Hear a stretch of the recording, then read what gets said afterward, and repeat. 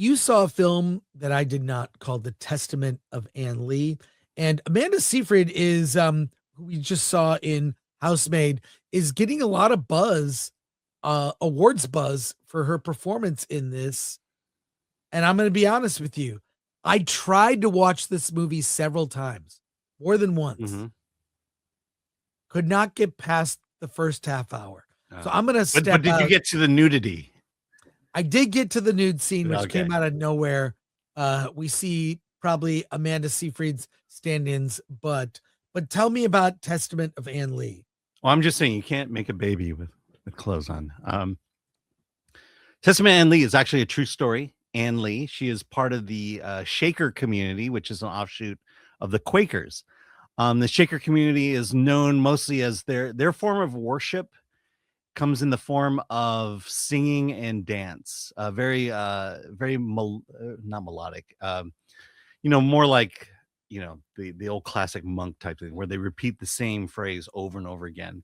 But here it's done in a very beautiful way, which to be honest, I think is the movie. You're really here to see this movie for the songs and for the movements. Basically Anne, she is profoundly influenced by God. She has a brother. She gets married at one point. She has 4 children, and all 4 children die either at birth or just soon after birth. And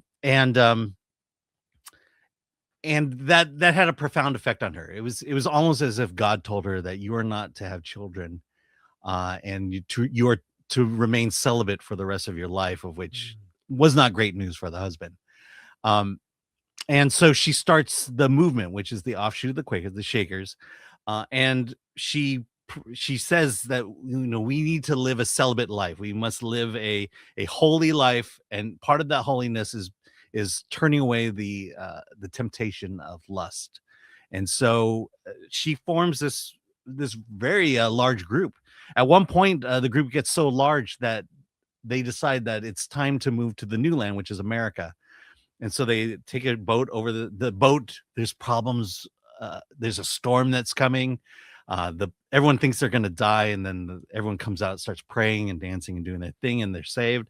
And this movie moves to America, and she suffers through. The biggest thing is she's a female preacher. You might as well call her a witch. And that's kind of how the second half plays out. This movie is 2.5 hours long, and it feels like it's 3.5 hours long. I mean, one of the rules I have about whether a movie is good or bad is, do I feel like I'm following the story? The story is like riding a surfboard. There's a wave, and you're riding that wave from the beginning to the end. And movies that don't do that, where just one thing happens after another, where the things that happen in the past don't influence the things in the future, that's this movie. It's hard to really just follow because at the I would say the 1 hour 45-minute mark, you're just thinking to yourself, where is this going? Where am I going? The biggest point of this is she's a woman who preaches. Well, you don't really get the thrust of that until the end of the movie, when they attack her for that. It's basically this, the way it works is, it's not like people from the outside are calling her a witch. No, it's discussions within the group about people, about stories of them being called a witch. So you're not seeing it, you're hearing them be told that. So this, oh man, you've got to be into this story and everything in order to enjoy this movie. And I'm just not that person, and I can't imagine there are a lot. I will say though that the director, I forget the name, but Mona Fassvold, she's married to Barry Corbet, who did Brutalist last year. Brady Corbet. Who did the Brutalist last year. It's interesting. Both movies made for the same amount of money, about $10 million. This one was $10 million and shot over 30 days, which is pretty amazing.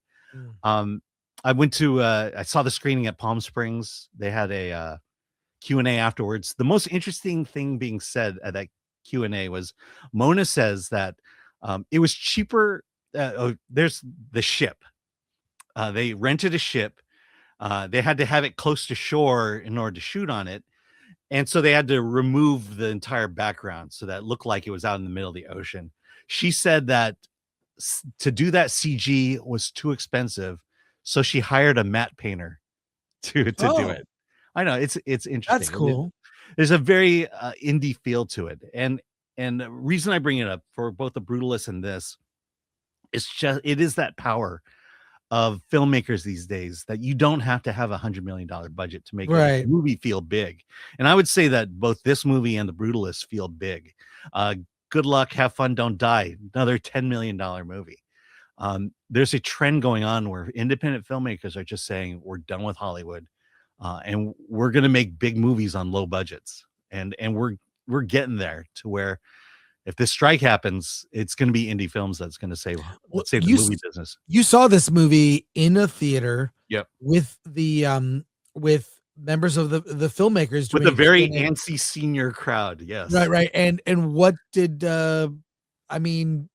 What do you recommend this movie? I don't. It's just too long. And look, I would almost say it's a faith film, but the nudity kind of ruins that. She's having sex with her husband a lot. And then after the screening, knowing that there was a Q&A afterwards, half the audience walked out before the Q&A. Yeah.